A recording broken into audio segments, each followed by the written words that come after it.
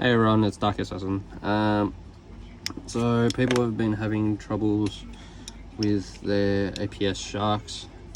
So I've got one here. It's from Loguida. I've just taken it out of the box, so you get all your stuff as per usual.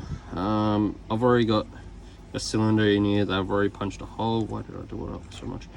So I've already punched a hole in it. Don't lose it. Made sure that's all lubed up. I made sure there's no cracks on it or anything. Just check it before you put it back in. And because I don't like cross-threading anything, I'm just lightly putting it in with the Allen key. If you got a flat blade, same shit. Same shit, different smell, basically. So that'll be punched by now. Punch it. You'll feel it when it's punched. It'll punch and then you won't hear anything, but you'll know. Then just screw it up a little bit more and should be fine. Put the cap back on. Obviously, this is all lubed up, all ready to go. Same as the actual blaster. Let me see if sorry for my shit camera mount. It's basically all I got for right now. Move the mag out. So he's saying that he has a couple of shots off with his gel blaster, and then apparently it locks back when he's got half a gel in it and that. One thing is that with this mag, which I've noticed with a lot of the mags, this basically only takes 10 gels. So you only got 10 rounds, and if you put any more than that, it will start crushing the gels and just not wanting to shoot a full gel out. So I've had that problem. I found that with a lot of blasters, but this mag mostly, it's just designed for 10 and that's it, really. So you mainly want to put 10 in and that's it. I got speed loader, so use the speed loader, it's a lot easier. And make sure you're using AKA gels, then the best. So we're gonna put this onto fire, make sure there's nothing there. Hammer's back to normal. So we're gonna push this pin out right here, and pin should be fully out. Rack back forward, and you got the fire assembly. So what the problem is with his one, I don't know if you see, but there's a little switch here that flicks with the trigger catch, which controls that. If I move it, here you can see it. So I think his trigger catch may be a little bit effed. So if it's bent or anything, oh shit, there's a little bit of gel still in there, which I'm not actually happy about now. I just like spending time cleaning my guns, I can't help it. So if this is slightly bent, that little notch there, that can affect your gel blaster. Just make sure it's like on a little bit of a bend and she should be alright.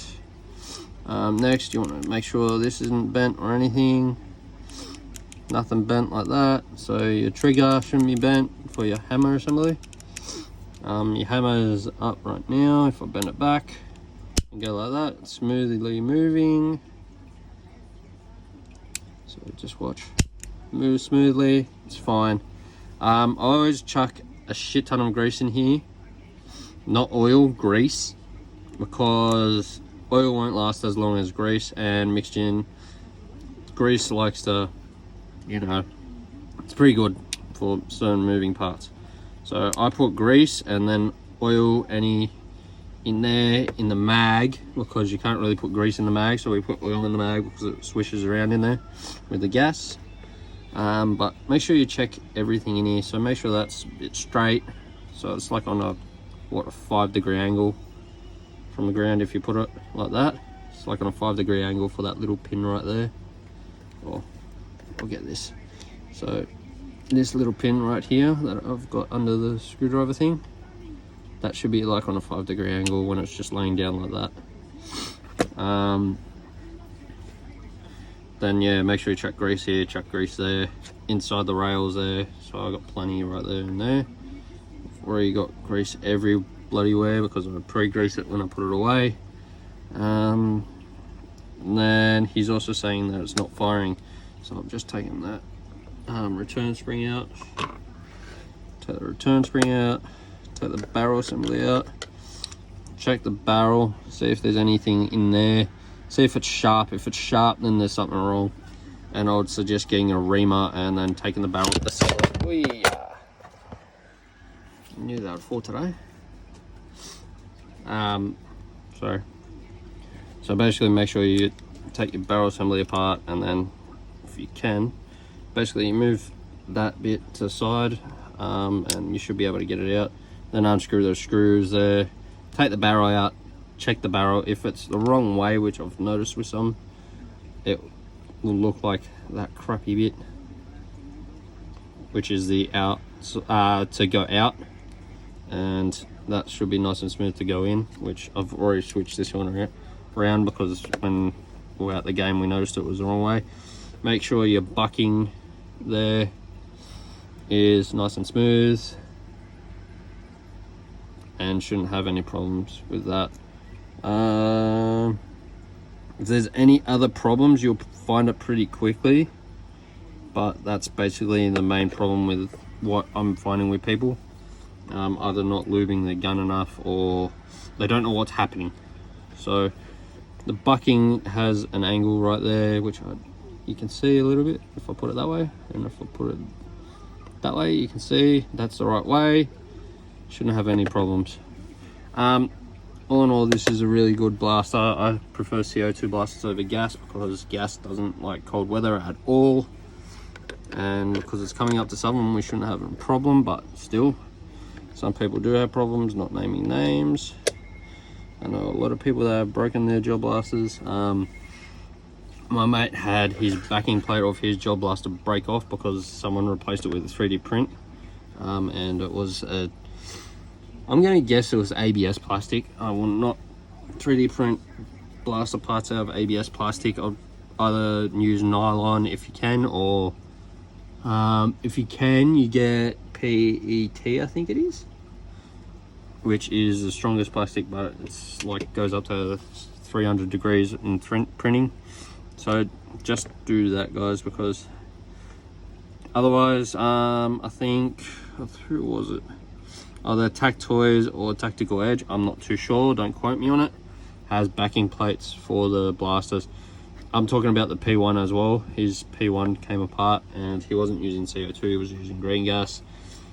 But yeah, so to put it back together, obviously you put the slide together like so.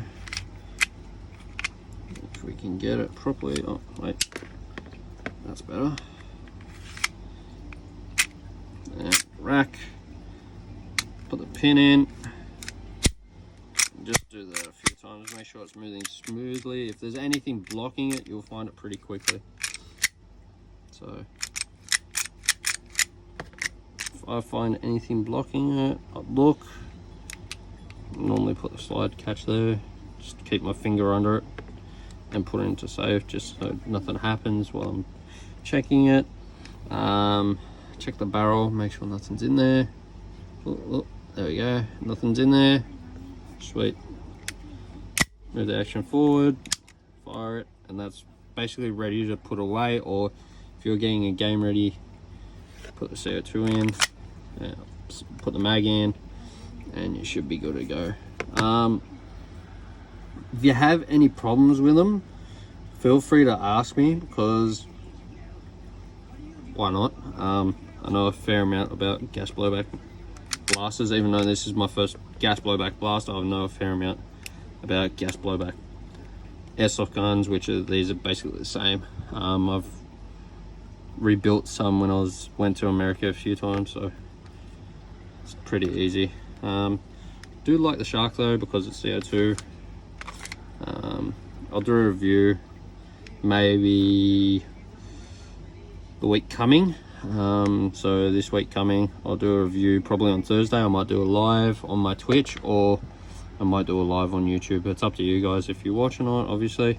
Hopefully you guys do start watching. Please subscribe, guys. Please leave a like, it helps me a lot. Or please buy me a coffee, because I have no job. And thanks to Corona, A lot of people don't have any jobs. So right now my job is 3D printing and that. So I'll also try and put a link into my Etsy store for you guys for any Gel Blaster parts, like pop-ups, easy stuff, not serious stuff yet, not yet, but soon. Anyway guys, thanks.